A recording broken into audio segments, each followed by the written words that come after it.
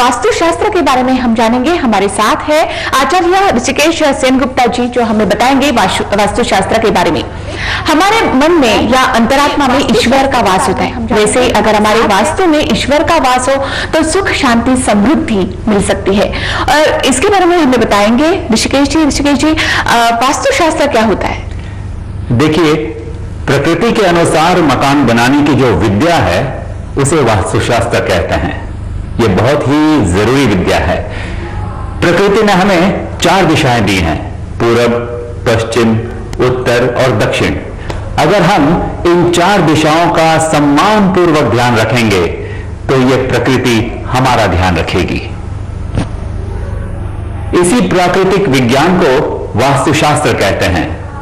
वास्तुशास्त्र का सिद्धांत है प्रकृति के अनुकूल, प्राकृतिक तत्वों के अनुसार अपने घर का निर्माण करना और प्रकृति और प्राकृतिक तत्वों का लाभ उठाते हुए सुख शांतिपूर्ण जीवन जीना। ऋषिकेश जी, वास्तु शास्त्र जो है वो कितना जरूरी है हमारे घर के लिए या घर के सुख शांति के लिए? वास्तुशास्त्र बहुत जरूरी है। देखिए, आज के दौर में हमारे फैमिली डॉक्टर होता है। परिवार के सदस्य को किसी को भी तकलीफ हो जाए तो हम सबसे पहले फैमिली डॉक्टर को कंसल्ट करते हैं। फैमिली चार्टर्ड अकाउंटेंट्स होते हैं, है ना, जो परिवार के सारे लोगों के टैक्स का ख्याल रखते हैं। हम फैमिली एस्ट्रोलॉजर भी रखते हैं कि कोई अच्छा मुहूर्त निकालना हो, कोई अच्छा प्रसंग हो तो हम उस एस्ट्रोलॉजर से सलाह लेते हैं। उसी तरह हर घर में एक फैमिली वास्तुशास्त्री होना चाहिए। यह बहुत जरूरी है दोस्तों। जब घर में कोई बीमार पड़ जाए तो हम तुरंत फैमिली डॉक्टर को कंसल्ट करते हैं। उसी तरह अगर घर में आपको शारीरिक, मानसिक या आर्थिक अस्वस्थता का अनुभव हो तो तुरंत किसी जेन्युइन वास्तुशास्त्री से संपर्क करें।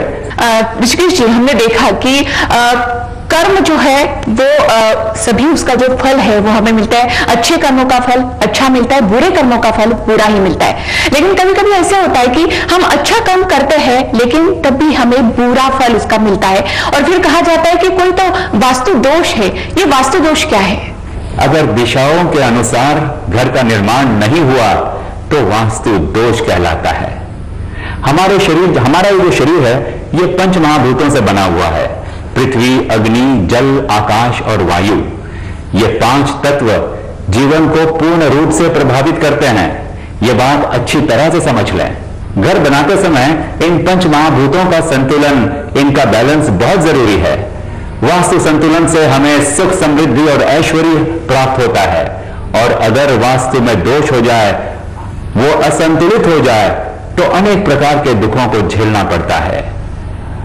रिसर्च में यह भी देखा गया है कि घर में अगर ईशान कोण में खास तौर पर टॉयलेट्स हों तो बहुत ही जटिल बीमारियों से घर के लोगों को गुजरना पड़ता है। कैंसर जैसी बीमारियां भी होती हैं। तो दिशा अगर बदल जाती है तो दशा बदल जाती है। जी, हमने यहाँ देखा कि वास्तु दोष क्या होता है, लेकिन अभी ऐसे होता है कि कभी कभी घर लिया गया है लेकिन वास्तु दोष उसमें है, ये पता भी है, लेकिन अब क्या करें, ये एक सवाल है।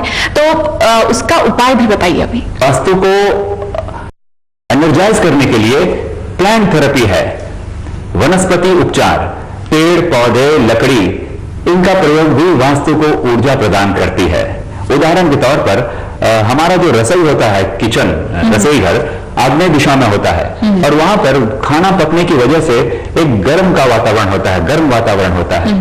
उस आग्नेय कोण में अगर आप तुलसी का पौधा रखते हैं तो तुलसी इट गिव्स 24 आवर ऑक्सीजन और उस ऑक्सीजन से वहां पर काम करने वाली हमारे घर की जो गृहिणी है उनको बहुत लाभ मिलता है। वास्तु दोष के बारे में हमने सुना और वास्तु दोष का निवारण कैसे किया जाएगा ये भी हमें बताया ऋषिकेश जी ने। ऋषिकेश जी हर मंगलवार हमारे साथ जुड़ेंगे और वास्तु शास्त्र के बारे में बताएंगे। ऋषिकेश जी, आपने जो हमें जानकारी दी इसके लिए धन्यवाद।